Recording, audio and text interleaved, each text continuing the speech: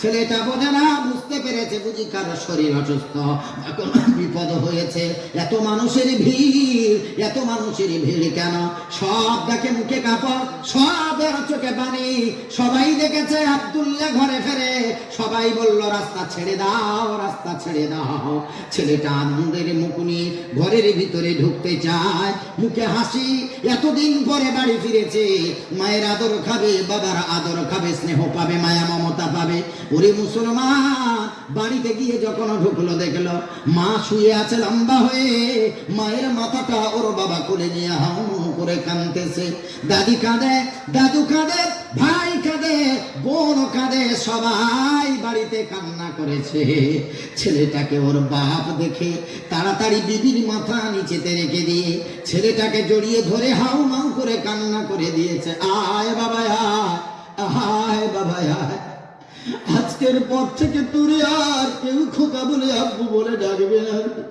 মাদ্রাসা থেকে আসবি, কেউ তোর জন্য পথের দিকে তাকিয়ে থাকবে না। আজ থেকে ভালো রান্না করে কেউ তোরে আদর করে খাওয়াবে না রে বাবা। ছেলেটা বলল কি হয়েছে মায়ের? যখন বলল তোর মা আর দুনিয়াতে নাই, তোর মা আর কোনোদিন তোর ডাকে সাড়া দেবে না, কাঁধ থেকে ব্যাগটা দূর করে ছুঁড়ে ফেলে দিয়ে মরা মায়ের বুকের উপরে আছাড় খেয়ে মা বলে চিৎকার দিয়ে উঠে কান্না করতে শুরু করেছে। মাগো তুমি ওঠো, মা তুমি ওঠো।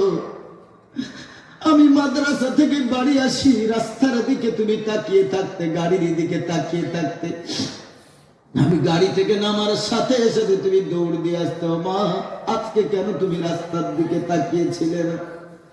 আজকে কেন ভালো রান্না করলে না? কি আমার আদর করে চুমা দেবে গো মা?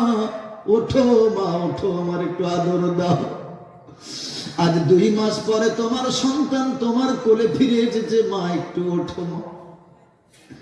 দাদি বোঝায়, দাদু বোঝায়, নাতি আয়, সবারই একদিন দুনিয়া ছেড়ে চলে যেতে হবে রে। আয় মায়ের কাছে এমন করে কান্না করিস না, তোর মায়ের আত্মা কষ্ট পাবে। আয় বাবা আয়, মায়ের গোসলের ব্যবস্থা করতে হবে। তোর মা তোরে কষ্ট করে হাফিজ করেছিলি, মাদ্রাসা দিয়ে তোকে আলেম বানিয়েছে। তোর মা মারা গেছে, গোসল হবে, জানাজা হবে, আয় বাইরে চলে আয়। গোসল কমপ্লিট হয়ে গেল, কাফন কমপ্লিট হয়ে গেল, মাইয়েতে জানাজার মাঠে হাজির হয়ে গেল। ইমাম খুতবা দিলেন, ইমাম বক্তব্য দিয়ে বললেন আজ আমি জানাজা পড়াবো না, আজ এই মাইয়েতের কলিজা টুকরা সন্তান হাফেজে কোরআন আলেমে দ্বীন জানাজার ইমামতি করবে। ছেলেটারে জানাজার ইমামের জায়গায় রাখা হলো। ছেলেটা জীবনে জানাজা পড়ায়নি, সব নিয়ম কানুন জানে, কিন্তু কোনোদিনই জানাজারে ইমামতি করেনি। হুজুর কি ইমামতির জায়গা দিয়ে দিয়েছে আর বলেছে বাবারে আয়, আজ আমি তোর মসজিদের ইমাম। আমি কত জীবনে কত হাজারো হাজারো আমি জানাজার ইমামতি করলাম, আজ আমি তোর মায়ের জানাজা পড়াবো না, আজ আমি তোর বাবার জানাজা পড়াবো না। আয় বাবা আয়, আজ তোর মায়ের তোর বাবার জানাজাটা তুই নিজেই পড়াবি। ছেলে দাঁড়িয়ে গেছে, মা বাবার মৃত্যুলার সামনে নিয়ে দাঁড়িয়ে গেছে। হাজারো হাজারো মানুষ সব জানাজাতে ছেলের পিছনে ইক্তেদা করেছে, সব নিয়ত করে 4 তাকবীরের সঙ্গে ফরজে কিফায়া জানাজার নামাজ। এই মাইয়েতের উদ্দেশ্যে কাবা শরীফের দিকে মুখ করে নিয়ত করছে, ইমামের পিছনে আল্লাহু আকবার। কলিজার টুকরা সন্তান আকাশের দিকে তাকিয়ে 2 নয়ন ভরে কাঁদে, অধর নয়নে কাঁদে, ভালোভাবে কথাও বলতে পারে না। আল্লাহর দিকে তাকিয়ে বলে আল্লাহ, জীবনে আমি কোনো জানাজার ইমামতি করিনি গো, আজ আমি যার ইমামতি করতে যাচ্ছি তিনি আর কেউ না, আমার জন্ম দুঃখিনী মা, আমার প্রসবিনী মা, আমার বাবার জানাজা। ও আল্লাহ, আমি জানাজা পড়াচ্ছি, তুমি আল্লাহ কবুল করে নাও। ছেলেটা কাঁদতে কাঁদতে জানাজা কমপ্লিট করলো, খাটিয়া ধরে কবরে নিয়ে কবরের কাছে নিয়ে গেল। কে কবরে নামবে সব বলল, তার কলিজার টুকরা, পেটে ধরা সন্তান, হাফেজে কোরআন সন্তান, আলেম সন্তানটা কবরে নামবে। ছেলেটা কবরে নেমেছে, দুটো হাত উপরের দিকে তুলে বল, দাও দাও আমার মায়ের লাশ, আমার বাবার লাশটা আমার হাতে দাও, আমার কোলে দাও। আমার এই পিতা মাতা আমার কত বছর কোলে পিঠে করে মানুষ করেছে, কত আরাম দিয়েছে, কোলে পিঠে করে কত শান্তি দিয়েছে গো। আমার বাবা মাকে তো জীবনে আমি সন্তান হয়ে কোলে নেওয়ার সুযোগ হয় না। আজ আমার জনম দুঃখিনী মাকে আমার কোলে দিয়ে দাও, আমার বাবাকে আমার কোলে দিয়ে দাও। আমার বাবা মাকে আমি আদর করে কোলে নিয়ে আল্লাহর এই কবরে শুইয়ে দেব। আজকে আমার বাবা মাকে কোলে নেওয়ার সৌভাগ্য পেয়েছি। হাফেজে কোরআন আলেমে দ্বীন সন্তান, মরা মা মৃত বাবার লাশটা কোলে নিয়ে কবরে শুইয়ে দিয়ে কপালে চুমা দিয়ে বলে, আল্লাহ আমার বাবা মাকে তুমি ক্ষমা করে দাও। ও মুসলমান বাবাজি, দুনিয়ার শিক্ষা দুনিয়াতে এসে আজ কেন হাফেজ আলেম করলাম? আমি জানি মাদ্রাসার কত কষ্ট, আমারও মাদ্রাসা আছে, বাচ্চাদের দিকে তাকালে কত কষ্ট হয়। ওহে মুসলমান, হাফেজ আলেম এমনি হওয়া যায় না, এদের পিছনে শত সহস্র কষ্ট লেগে আছে। এদের ইতিহাসের প্রতি পাতায় কষ্ট আর কষ্ট আর কষ্ট। এই শীতকালে আপনার বাচ্চাটা পালনে ঘুমায়, খাটে ঘুমায়, ভালো নামি দামি ব্ল্যাঙ্কেটে গায়ে দিয়ে ঘুমায়।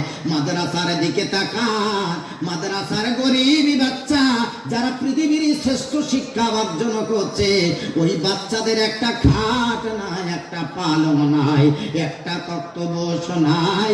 এই ফ্লোরের উপরে ঠান্ডায় বাচ্চাগুলো একটা মাদুর পেতে ঘুমায়। কষ্ট কি হয় না দিলেতে? অনেক বাচ্চা মাদ্রাসায় এমন কচি কচি বাচ্চা আমি দেখেছি, তারা বিছানায় পেশাব করে দেয়। আমি তো তেমন সময় পাই না, তবে যতক্ষণ থাকি ততক্ষণ মাঝে মাঝে মাদ্রাসাতে গিয়ে খবর নিই। রাত্রেবেলা দেখি কোন বাচ্চা বিছানা করেছে, কে করে নাই, কে মশারি খাটিয়েছে, কে খাটায় নাই।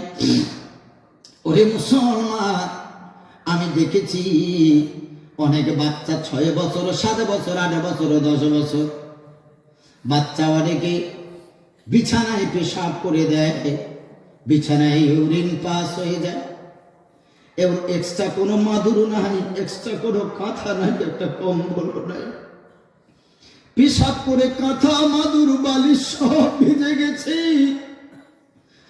কত বাচ্চা মাদ্রাসায় শীতকালে ওই ভিজা লুঙ্গি পরে গো, ভিজা মাদুর, ওই ভিজা কম্বল ভিজে গেছে। কে তার বিছানাটা আলাদা করে দেবে? কারণ এক্সট্রা কিছুই নাই, বাড়তি কিছুই নাই। ওই ভিজা লুঙ্গি পরে থরথর করে শীতের রাতে কাঁপে, সারা রাত বাচ্চাটা কাঁপতে থাকে কষ্ট ঠান্ডায়, আর মা মা মা মা বলে আত্মনাদ করতে থাকে। আমাদের বাচ্চারা যদি বাড়িতে পেশাব করে দেয়, ওর মার সাথে সাথে ওর কাপড় পাল্টে দেয়। যেখানে পেশাব করে জায়গাতে আলাদা কাঁথা দেয়, জায়গা চেঞ্জ করে দেয়। বাচ্চার যাতে মশা না কামড়ায় মশারির ব্যবস্থা করে দেয়, অল আউটের ব্যবস্থা করে গো। মশা মারা ধূপ জ্বালায়, কত বাচ্চারা মশারি খাটায় না, রাত্রেবেলা হাজারো হাজারো মশা কামড়ায়, কেউ তাদের একটা মশারিও খাটিয়ে দেয় না। কত বাচ্চা বিছানা করে না, কিনারায় ঘুমিয়ে পড়ে, কেউ তার একটু খবরও নেয় না। কত ইয়েতিম বাচ্চা আছে, বাবা নাই, মা নাই, দেখার মতো কেউ নাই। মাদ্রাসাতে কত কষ্ট করে লেখাপড়া করে। আমি দেখেছি প্রায় গ্রামের মানুষ তাদের চাষের চাল, চাষের শশা, চাষের ফসল, সবজিগুলো মাদ্রাসায় দেয়। বড় আফসোস লাগে, বড় কষ্ট হয়। যেই চালটা সব থেকে দামি, ওই চালটা বাজারে বিক্রি করে দেয়। আর যেই চালটা কম দাম, যার মান তেমন নাই, ওই চালটা দেয় মাদ্রাসায়। সবজিগুলো ফার্স্ট কোয়ালিটি, হাই কোয়ালিটি সবজিগুলো, ভালো মানের সবজিগুলো বাজারে চড়া দামে বিক্রি করে। আর যেই সবজিগুলো তেমন বিক্রি হয় না, বুড়ো হয়ে গেছে, পেকে গেছে, গরুতেও খায় না, কেউ খায় না, ওই সবজিগুলো মাদ্রাসায় গিয়ে দিয়ে আসে। ওরে মুসলমান বাবাজি, আল্লাহর কসম, তোমার এই দান আল্লাহর কাছে কোনো মূল্যায়ন হবে না। ফার্স্ট কোয়ালিটিটা কোরআনওয়ালাদের দিতে পারলেন না, বেশি না হলেও তো কম দিতে পারতেন। বাজারে যেটা ভালো দাম নাই, ওইটা দিলেন মাদ্রাসায়। ছেলেকে বিয়ে দিয়েছেন, মেয়েকে বিয়ে দিয়েছেন, মাদ্রাসার ছেলেগুলোকে দাওয়াত দিলেন না। বেনামাজিকে দাওয়াত দিয়ে খাইয়েছেন, শুধু খোরকে দাওয়াত দিয়ে খাইয়েছেন। বিয়েতে সবাই খেয়ে দিয়ে চলে গেছে, এবার যেই ভাতগুলো বেঁচেছে এগুলো কি সব ফেলে দেবে? পাশে মাদ্রাসা আছে, এগুলো এক্সেস হয়েছে, বেঁচেছে, চল মাদ্রাসার বাচ্চারা খাবে। ওরে বাবাজি, কোরআনওয়ালা কুত্তার বাচ্চারা, বড় কষ্ট নিয়ে বলছি রে, না কোরআন শিক্ষা করে। মানুষ যেটা খেতে পারে না, ওই উচ্ছিষ্ট জিনিসটা তো কুকুরকে দেয়, ওই উচ্ছিষ্ট জিনিসগুলো তো কুকুরকে খেতে দেয়। মাদ্রাসার বাচ্চারা কি এত অপমানিত? এদের সম্মান কি এত কম? যাদের পায়ের তলে আল্লাহর নূরের ফেরেশতা ডানাতে ছায়, যাদের ব্যাপারে আল্লাহর নবী বলেছেন, শোনো, আলেমদের কথা শোনো, আলেমদের সাথে মুসাফাতাহুম, তাদের সাথে মুসাফা করো, করমর্দন করো, তাদের সাথে হ্যান্ডশেক করো, আলেমদেরকে কলিজা দিয়ে ভালোবাসো। আখেরি পয়গম্বর যাদের ভালোবাসতে বলেছেন, ভালোবাসার নমুনা সব থেকে কম দামের জিনিসটা তাদেরকে মানুষ দিয়ে আসে। এমনটা করে জান্নাত তো পাবেন না, জাহান্নাম ছাড়া জায়গা নাই। ওরে মুসলমান, যে এলাকায় মাদ্রাসা আছে ওই এলাকায় আল্লাহ শান্তি দেয়। কারণ তোমার যদি আজ রোগ হয়, বিমার হয়, তোমার যদি আজকে কোনো ডিজিজ হয়, তোমার নিজের সন্তান ফজরের নামাজ পড়ে না, সকাল 8টা-9টা ছাড়া ওঠে না, তোমার বাপ, তুমি তার বাপ হও, মা হও, তোমার জন্য দামি ডাক্তার দেখাতে প্রস্তুত, কিন্তু নামাজ পড়ে আল্লাহর কাছে ডাকতে প্রস্তুত না।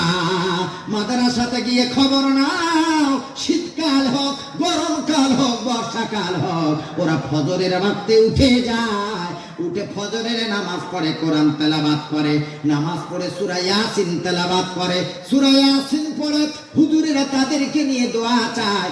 এলাকাবাসী তথা সারা দুনিয়াবাসীর জন্য দোয়া চায়, খাস করে এলাকাবাসীর জন্য দোয়া চায়, আল্লাহ এলাকাতে যারা অসুস্থ আছে সুস্থতা দান করো, আর আল্লাহ যারা কৃষি কাজ করে তাদের ক্ষেতের ফসল ভালো দাও।